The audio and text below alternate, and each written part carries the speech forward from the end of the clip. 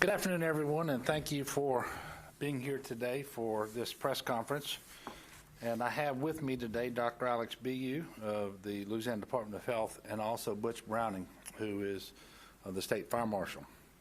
We're at GOSEP today because they had a UCG meeting here this morning and then a video telephone conference with the Vice President and the White House Coronavirus Task Force that lasted until a few moments ago, during which Dr. Birx, of course, many people presented information, but Dr. Birx again said that what appeared initially to just be modeling, but now appears to be working in terms of reducing the transmission rate, are those mitigation measures that she stressed on her visit here, and that is to close bars, limit social gatherings, limit indoor dining at restaurants, promoting outdoor dining, takeout, and delivery, and the most important was universal mask mandates, and that's critically important. Any state where you have a high incidence of cases, meaning more than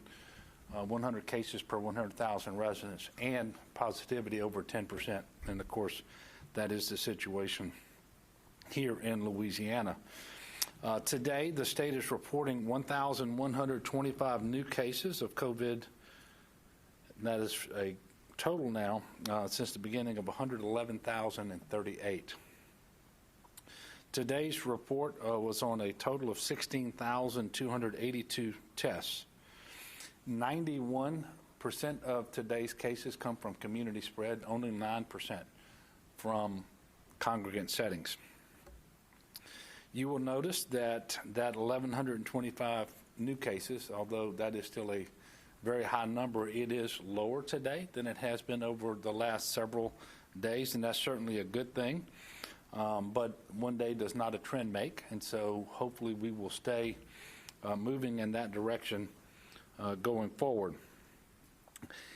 We are seeing early signs, at least, of a plateauing of our cases, which is obviously a good thing, because I think before they're going to come down in a sustained way, they're going to have to first plateau, but they're plateauing at a really high number of cases each day.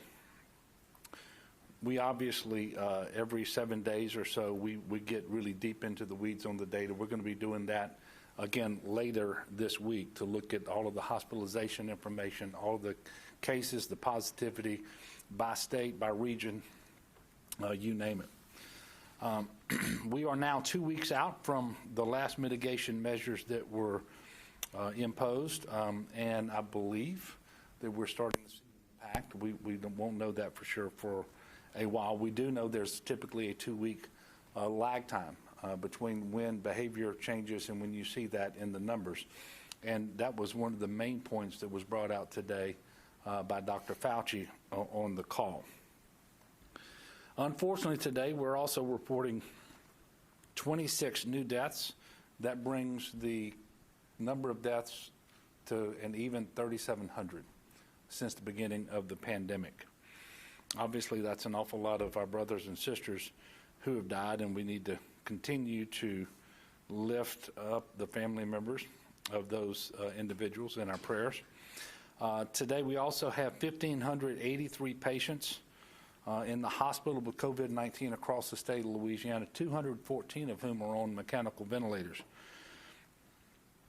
For me, if there's any good news over a period of time in today's numbers, that number is it, because basically over the last 6 days, our hospitalizations have been flat.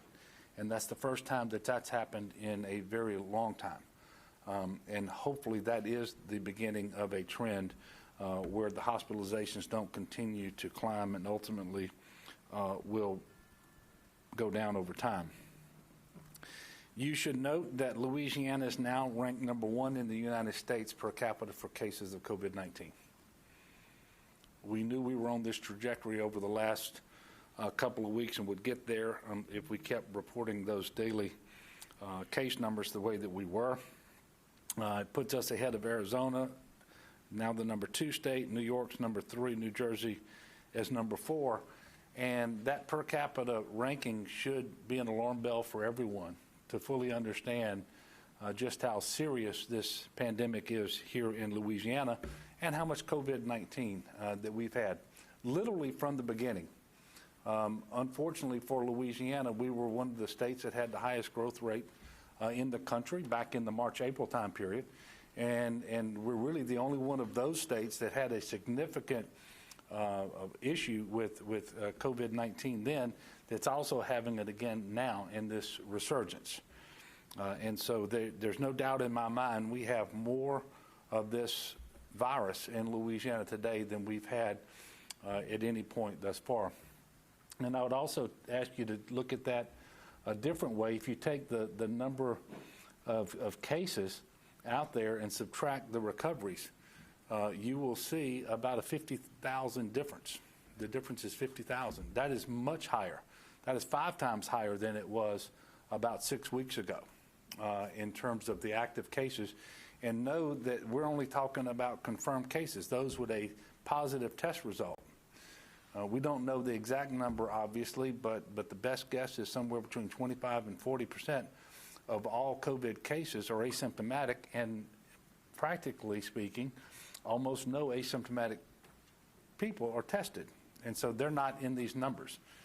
And even though they're asymptomatic, they are infected and they are infectious. And so that's a real challenge for us here and elsewhere around the country. So it is more important than ever that people adhere to the restrictions and the mitigation measures. Everybody has a role to play, so please wear your mask, wash your hands frequently, social distance, stay home when you're sick, and limit your movement. You know, they're just, if everybody would cut at least in half the number of times they leave their homes, that would have a tremendously positive impact on reducing the transmission of this disease. We are hearing from our regional medical directors and others that they are seeing an increased adherence to the mask mandate, which is a great sign. We know that it works. Wear a mask, stay 6 feet apart, and we need to keep it up. I also know that there are individuals who are concerned about unemployment benefits, especially with the enhanced $600 a week benefit that we've seen since the first act by Congress. And I know that this is the last week where we have unemployment benefits, federal benefits at that level. And then hopefully Congress will pass new legislation soon in order to have an additional period of time with an enhanced benefit for unemployed workers. I also have a concern here in Louisiana with the solvency of the Unemployment Insurance Trust Fund. And over time, when you pay out more benefits, as we obviously have been doing throughout the course of this benefit, you run down the balance of that trust fund. And you get ultimately to an area where if you break below $100 million in the trust fund, then the law triggers an increase in taxes on employers in order to replenish the trust fund and try to ensure the solvency. Further, if you get to a point where you have to borrow from the federal government, that borrowing is available and it's interest-free, but at the same time you borrow, you have to set up a mechanism to pay it back, and so then there's a surcharge on employers. This is obviously not a good time to be imposing any additional taxes or surcharges on employers and their payroll. And so I've contacted all of our congressmen to make sure that they're aware of this concern. And by the way, this is not just a concern for Louisiana. We're in practically the same situation as every state in the nation. And in fact, at the outset of the pandemic, we had the 17th strongest trust fund, unemployment insurance trust fund in the country. But as they get together in Washington and try to figure out what phase 4 is going to look like in terms of the legislation that they're going to pass and that they're starting to discuss now between the House of Representatives and the Senate, it would be awfully helpful to Louisiana and to every other state most importantly, to workers and to businesses, if there's assistance for states for the unemployment insurance trust funds to make sure that those are shored up and those tax increases do not become necessary. Another way that we can help business owners and employees during this time is through the Main Street Recovery Program. That program began accepting applications today. This program was created by a bill that I signed into law that designated $275 million of CARES Act funding for small businesses with 50 employees or fewer who had a business interruption because of COVID-19. Businesses that haven't received financial assistance from other sources have priority for this funding during the first 21 days of the program. Applications started coming in today. Other applications for those businesses that have received other forms of assistance, they will be considered, I think, starting on August the 18th and thereafter. So businesses may be eligible if they incurred interruption, disruption, unplanned expenses, or extraordinary costs associated with COVID-19 or the public health measures put in place by state or local government officials. The Treasurer's Office has run the program. I saw some media reports today, and if they were correct, I think there were more than 10,000 applications today for that program that shows just how much the aid is needed. So for more information, I encourage business owners to go to LouisianaMainStreet.com. That's LouisianaMainStreet.com. While we know that the vast majority of business owners are working hard to comply with all the current restrictions, we have had to suspend some alcohol permits from a few establishments that have repeatedly and after numerous warnings continued to be non-compliant. And so I'm going to ask State Fire Marshal Butch Brown to come up and speak more on this, and following that, I'll come back up. If you do have questions related to this or anything else related to the Fire Marshal's office, I would ask that you bring that up whenever Fire Marshal Browning is up here speaking. Thank you.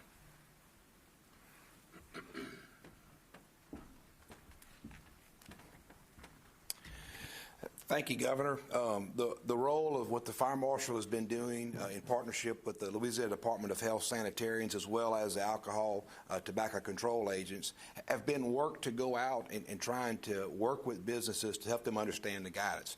First and foremost, what I want to say is the businesses, vast majority of the ones open across the state, have done a phenomenal job of not only implementing these mitigation measures and all of these things that stop the spread, but in many cases they've exceeded what the state has asked of them, and we certainly appreciate that. Over the past 4 months through opensafely.la.gov, we've communicated with thousands of businesses, pushing information to them to give them the information that they need to not only keep their employees safe, but keep their customers safe.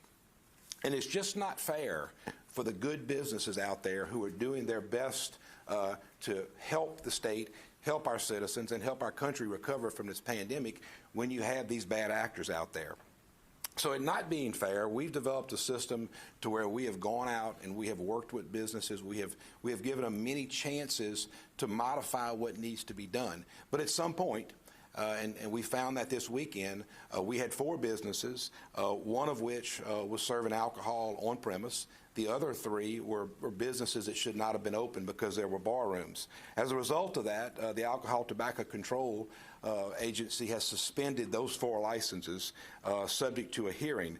And those locations are the Sand Dollar Tiki Hut in Grand Isle, the Frosty Factory Bar in Lake Charles, Voodoo's Bar in Harvey, and the Pelican Pub Bar in Gonzales. Now, they're scheduled for hearings on August 5th and 6th, and the result of those hearings could be a 30-day suspension of their alcohol license. But all in all, and I think the governor stated it, this is a call for action. I mean, the social distancing requirements, the capacities in buildings, the mitigation measures of wearing a mask, the simple hand washing, the staying away from people is paramount. And these bars being closed is important for Louisiana to get back to where they were. So I just want to reaffirm that Our goal is to work with people, and we have been educators, we have been stewards of goodwill, and we have worked with people, and we're going to continue to do that because I believe regulations and enforcements and all of these type of government controls that keep the right kind of order, it works better when people voluntarily comply. And I've said it before, we've had better compliance with the COVID mitigation measures than we might perhaps have in normal times when we enforce the fire code because people believe in this. And I certainly appreciate that. But we will remain proactive. We will continue to go out and make these visits on a daily basis to make sure that, number one, people understand and people can comply, and we can together change this. But in the event we have people who don't, after chances, there are consequences. How many visits have y'all made to businesses, and how many businesses have received citations or anything besides these four with the alcohol permits? So these are the first 4 businesses that's received what you would say would be a penalty. Our normal visits, we leave a written report, and it just memorializes the expectations of both the business and, of course, our inspection. So these would be the first 4 that actually saw something punitive, which indicates, number one, the problem is so severe that we had to cite these people. But I think it also indicates that, again, the vast majority of the businesses are trying to do the right thing, and in many cases exceed. But how many visits have you made to businesses to check on compliance and the courtesy checks and all that? I mean, how many visits are we talking about? Sure. We've probably made over 5,000 visits across the state since Phase 2 began. Can you walk through exactly at what point you would revoke these licenses? Is it after you go 3 times, you warn them, and they're repeatedly? Is there a number, and if so, how many businesses have you found violate the same thing twice? So we created a matrix that made sense, that kind of fundamentally worked on a 3-strike, you're out. And that's pretty much what we followed. The only exception would be if we go somewhere and someone just blatantly does something that's egregious. That may be a 2-striker, but we have not dealt with anyone on a first mistake. It's kind of a 3-strike and you're out. We probably have about 14 businesses right now that are on a 2nd strike. And we're going out and working with them, and actually I think one of them today is actually complying, so it's not a problem. So the 4 ones you closed, were they all 3-strike businesses? Correct. How were you alerted to the problems at those 4 bars? Was it through the Open Safely portal, or was it just physical observation? How did it happen? Yeah, I can't answer all 4. I know that some of them were actually complaints that brought us out there because, we started getting proactive a few weeks ago doing more courtesy checks, but I believe the vast majority of those began with a complaint. You're suspending the liquor licenses, or if they get suspended, is that 30 days? Does that cover a time when that business maybe can't be open anyways because of restrictions? So as I understand ATC's process, it's suspended now. Once there's a hearing, depending on the result of that hearing, it could be suspended for 30 more days. Right. I guess I'm asking, if the business is not supposed to be open anyways, is that part of their suspension? They're closed to on-premises. Right. So the business can be open for off-premise sale only, no on-premise.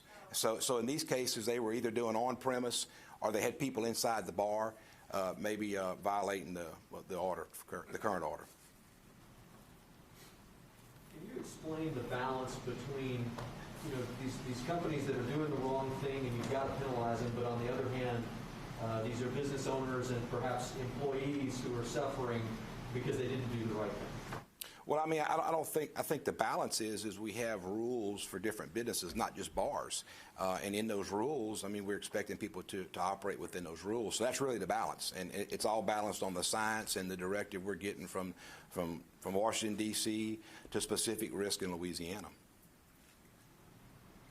I understand you guys do proactive checks and responses to complaints. Can you talk about the level of complaints you've gotten and what you've seen on those trucking visits regarding mask mandates since that went into effect, and specifically like the public wearing masks in the public? Yeah, so and I think the governor alluded to this. Over the last week, we've seen more mask wearing. We've had a lot less mask problems. We did about 840 inspections Thursday through through Saturday, and we had 73 violations. The vast majority were mask or some social distancing, but still in all, that was a lot less than what we've seen in the past. And I don't have those exact numbers, but we see more mask wearing, and we understand it's a personal responsibility. I know people that I'm around, I see them with the habit of wearing a mask where they didn't. So I think the message is getting out on mask wearing. Geographically speaking, how spread out are these checks? Are they mostly focused on East Baton Rouge Parish and Orleans Parish, or are you seeing this across the state? No, it's statewide. We're giving the fair attention all over the state.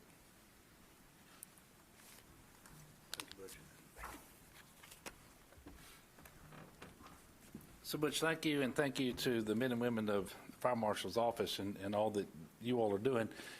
And I'll just reiterate, there's nothing easy or painless about making a decision that puts a restriction on any business, whether it's the hours of operation or the percentage of occupancy or anything like that. But when you have a public health emergency that is basically unprecedented in its scale, you have to take those measures that are designed to promote public safety and designed to keep the maximum amount of the economy open. Because what we cannot do is allow so many people to become infected that we lose the capacity to deliver life-saving health care. And that's what these mitigation measures are about. That's why the White House Coronavirus Task Force looks specifically at situations like we're seeing here in Louisiana, not exclusively in Louisiana, but across the Sun Belt, and made a recommendation that we close bars. And it's unfortunate. And we closed them to on-premises consumption. And so we wanted to allow them every opportunity to safely engage in business that they can do with respect to delivery, curbside pickup, that sort of thing. So these are very, very tough restrictions, and I'm aware of that. Nothing easy or pleasant about that. And I apologize, but they are absolutely necessary. And in fact, there is no method available to us to get to a transmission rate of less than 1, which means that the disease is actually starting to dissipate across the state of Louisiana. You cannot get to a transmission rate of less than 1 without the mitigation measures that include mandatory masks and bar closures. I mean, now if we want to go back to a stay-at-home order, well, that the bars were closed then too, but that's the only way to do it.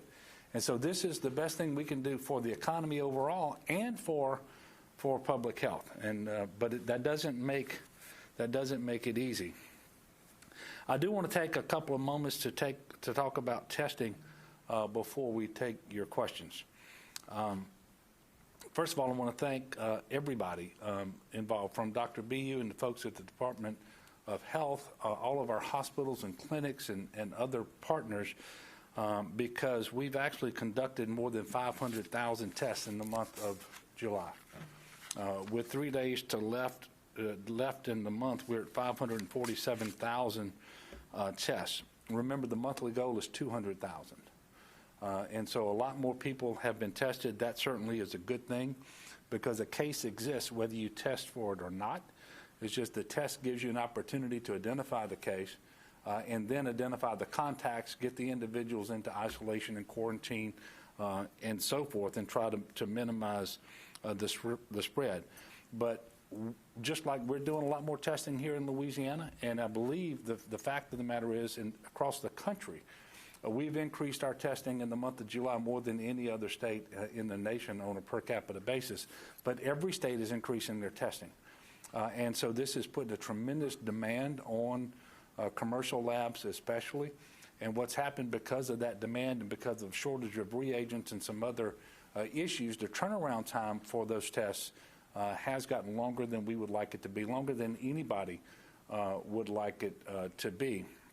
And because you want the test results to come back as soon as possible, so that individual knows and so can remember who they made contact with, and you can contact those people before they may become contagious and that sort of thing.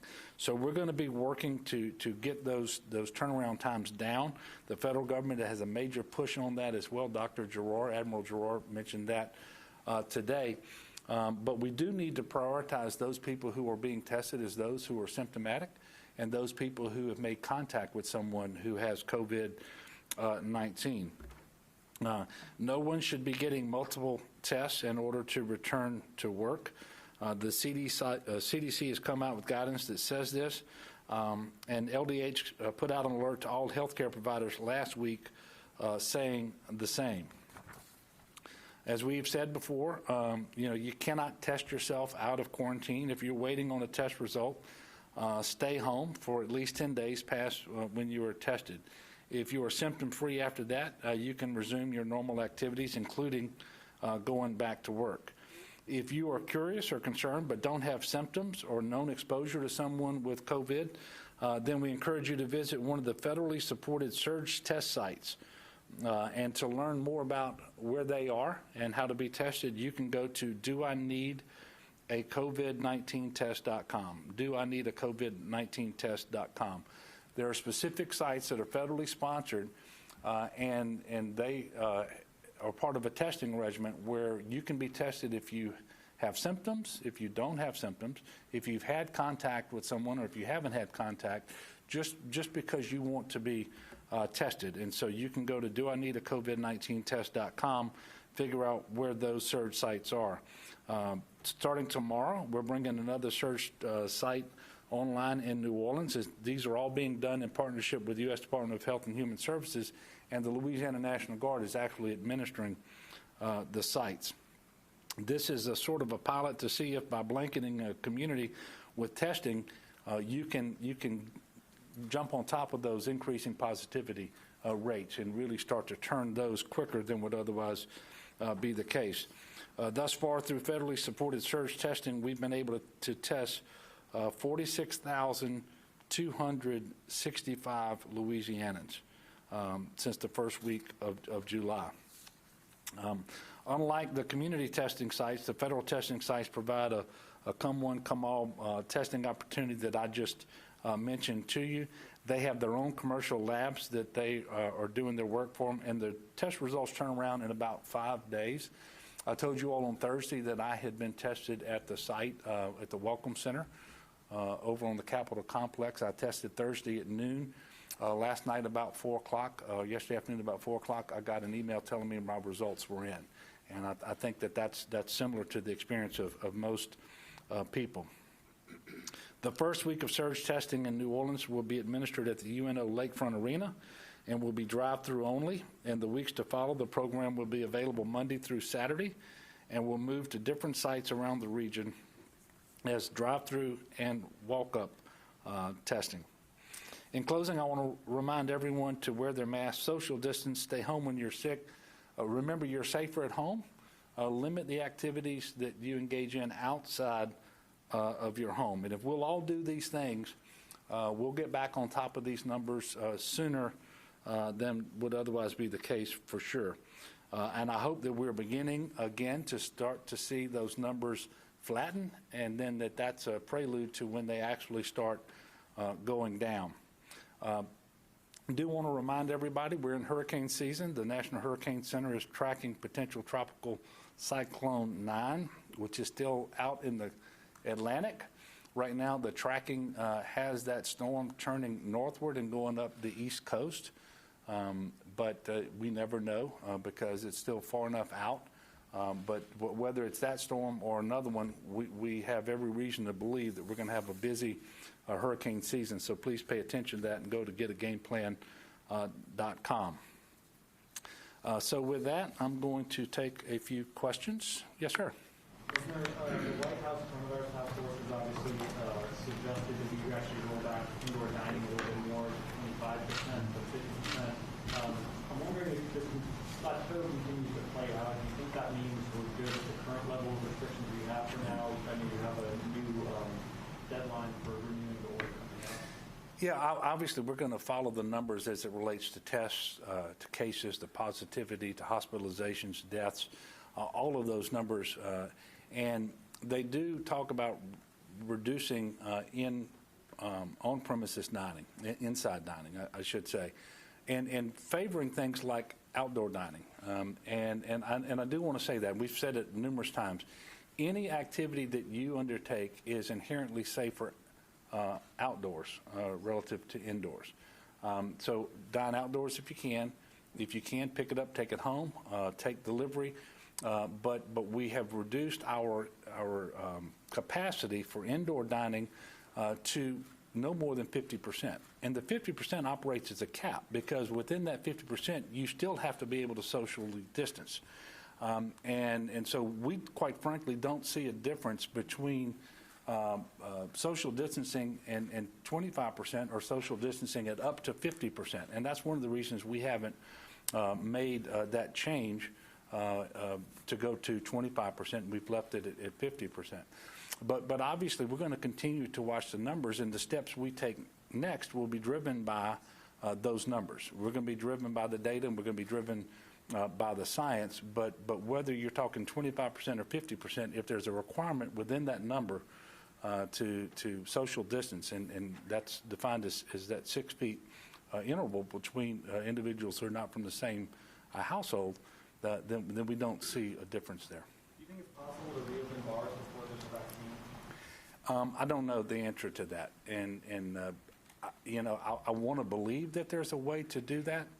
And when you say reopen, I know you're talking about to on-premises consumption. I'd like to believe there's a way to do that. Our experience wasn't good here. It wasn't good anywhere else around the country. But we're going to see what might be possible going forward. We know that right now, when we have high incidence levels of cases throughout the state and positivity that exceeds 10% throughout the state, that now certainly is not the time to entertain that. Yes, sir. This is really the first time that we've seen the state issue penalties to businesses since this fight against the virus began. Was there ever a discussion where you guys said, okay, it's time to crack down, or did it just time out that way, that now is when the penalties begin? Well, we obviously try to be very patient. We try to get compliance with measures, whether they're voluntary or mandatory, and so forth.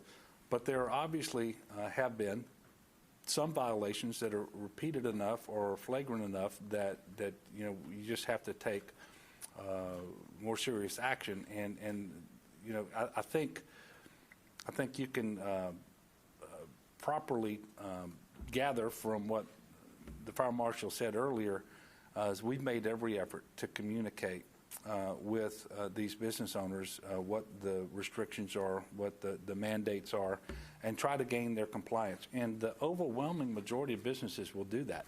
And when they're out of compliance, in many cases it is not intentional, and when you bring their attention to the particular requirement, they will get into compliance.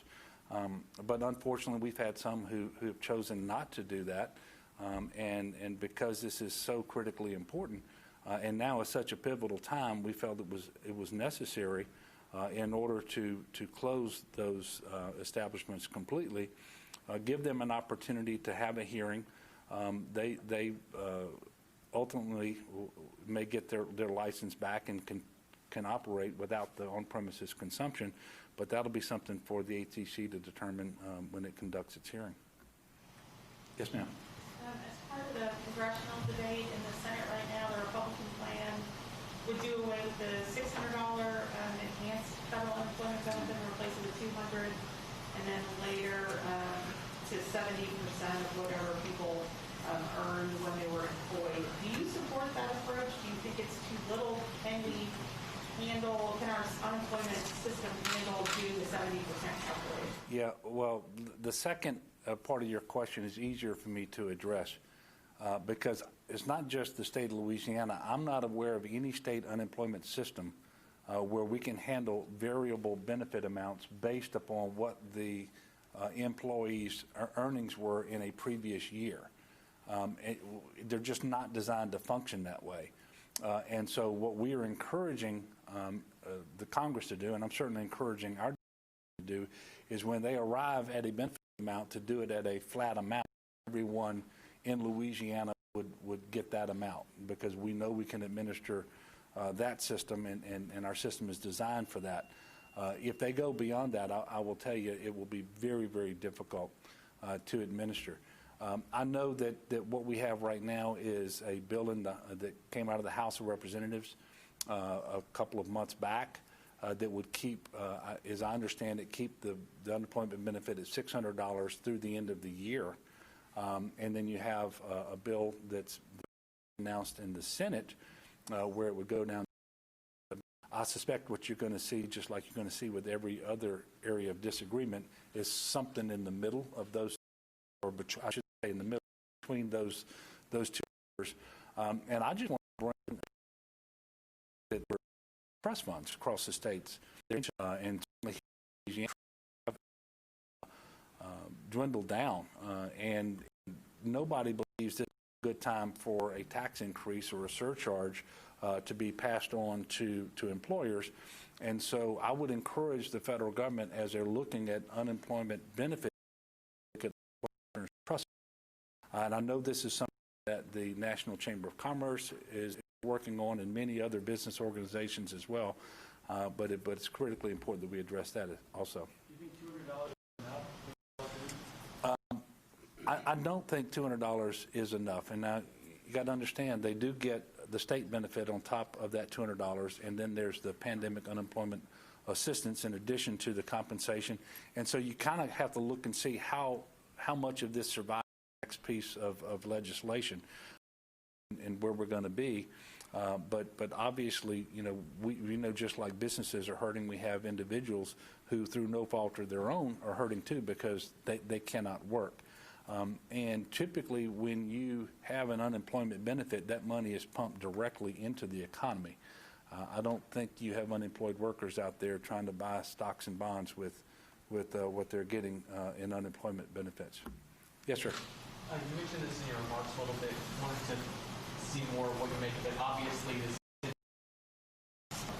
1,120 lowest amount we've seen in about 3 weeks. I know obviously one day doesn't make a whole lot of change on its face, but we also saw, what do you make of it when we also saw for the lowest amount of tests reported in a 24-hour period, about a week, only 16,000, which we've seen at least last week. What do you think? Yeah, you know, I try not to make too much of numbers. That's why we try to take like rolling averages of several days to kind of see what we're doing and what we're not doing. But having said that, the percentage of positive tests of the total tests given today is lower than it was yesterday when we had a higher case count. And so you want to take that as being a measure of good news. We also know that hospitalizations over the last 6 days have been flat. And when I say been flat, if you compare today's number to 6 days ago, it's only a difference of 2. Now, within those 6 days, it went up and down, but overall, it's flat. Knowing that we're 2 weeks into the mask mandate, I'm really hopeful that these are signs that these mitigation measures are starting to pay off. And hopefully by Thursday, we'll know more because we'll have additional data. And understand this, too. We report things by date of specimen collection. And because there's a lag time between when tests are submitted, specimens are submitted for testing and when those results come back, every day when we get new results, we have to go back and associate those results with the date of that specimen collection. And so we learn more every day, not just about that particular 24-hour period, but for the last really 14 days or so. And we get a much better idea about positivity, cases, and all those sorts of things. And so that's another reason why nobody should look at any one day's report and draw too many inferences from it. And we should take those things on rolling averages, somewhere between 3 days and 7-day rolling averages, in order to see what we're doing. Yes, ma'am. So could you speak to the testing initiative or lack thereof in parish prisons and local jails? So ask the question again, I'm sorry. Could you speak to the testing initiative for COVID in parish prisons and local jails? Can you speak to if there is testing going on? Yeah, I'm sorry I don't have my big notebook with me, but I got briefed on it today. There's testing at jails, and there's testing in the prison. In fact, they will test entire wings. They're testing their staff. And by the way, I'm very sad to say that we lost, I think it was our 5th corrections officer over the weekend to COVID-19, and that was a worker at Angola. But there is testing at all of our state prisons and in our parishes, both as it relates to pretrial detainees, those who are not in state custody, and those who are state inmates being housed at our parish jails. In the word that I got this morning, we have 2 state inmates who are actually in the hospital, just 2 currently with COVID-19. Could you speak to the case rate and mortality rate for incarcerated people in Louisiana? Yeah, well, I can't with any precision. I don't have the numbers in front of me. I want to say that there have been 16 fatalities of inmates since the beginning out of our 3,700 now. There have been 16, I think it is, inmates who've died. As I mentioned, I think we're up to 5 correctional officers who have died. And so how that equates into a rate, I don't have that information with me right now, but we can get you some additional information on that. Yeah, I'd love that. Sure. Last question. All right, I'm going to go back here. So, Governor, what do you suggest to someone who works for an employer and the employer won't allow them to stay home if they're sick? Because I'm seeing a lot of Facebook posts and things about that, or if their employer isn't sanitizing their business, and is there some sort of resource for people who are dealing with that? I guess I would just encourage all employers out there, everybody, to be as responsible as they can be. We know that the most important things we can do to get on top of this virus and to promote public health and to minimize the number of cases, minimize ultimately the number of deaths, are things like wearing the mask, social distancing, washing hands frequently, staying home when you are sick. And if you're telling your employees that you expect them to come to work when you're sick, then you're exposing yourself and all of your other employees and whatever customers you may have to an unreasonable risk of contracting this particular disease. It just doesn't make any sense to do that. Luckily, the vast majority of people who get sick aren't sick of COVID, but the number of symptoms that are consistent with COVID have grown so much since the early days that it really is hard to distinguish between sometimes what is COVID and what is some other common ailment. But having people stay home, because we have good reason to believe that they're most contagious when they are actually symptomatic that way. And so I would just encourage them not to do that, and it's just not worth it. It's not worth it for anybody, and certainly we encourage all businesses and the public sector as well to routinely clean surfaces. I mean, much more than we past and so forth. And there's some other things that just make a lot of sense. Make sure that your restrooms that your employees and your customers use have plenty of soap and paper towels and so forth. Because if you're telling people we want you that they need to wash more frequently, then you have to resupply those things more frequently as well. All these things are incredibly important, and they're all going to be necessary if we're going to get back on top of these numbers without having to impose even more restrictions and closures and that sort of thing. So we're going to be back on Thursday, but not back here. But we're going to be back together on Thursday, I think, back over at the Capitol. And we're going to schedule that for 2:30 for our next press briefing. Although this room is actually pretty well set up for it. I don't know if you feel more comfortable in here or more safe, but I think you probably are. But we won't be back here this Thursday. I do look forward to seeing you again later this week. And before I leave, I just want to encourage the people of Louisiana. You know, we've had high case numbers before. We've had a lot of people in the hospital before, and unfortunately, we've seen an awful lot of people die.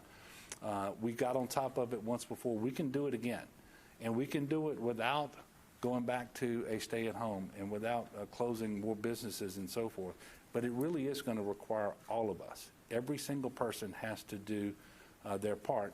And as Dr. Burke said today, there is no bigger mitigation measure, no more important mitigation measure, I should say, to doing that than this mask. So I'm encouraging, in the grand scheme of things, it's a minor inconvenience to somebody when you know that by wearing this mask, you greatly reduce the likelihood that you're going to transmit COVID-19 to someone else. And when they wear the mask, then they're not going to be transmitting it to you. It's called being a good neighbor. And so I'm just going to encourage everybody to continue to be good neighbors. If you haven't done it yet, it's not too late. Start wearing your mask. It really is important. So thank you, and we'll see you on Thursday.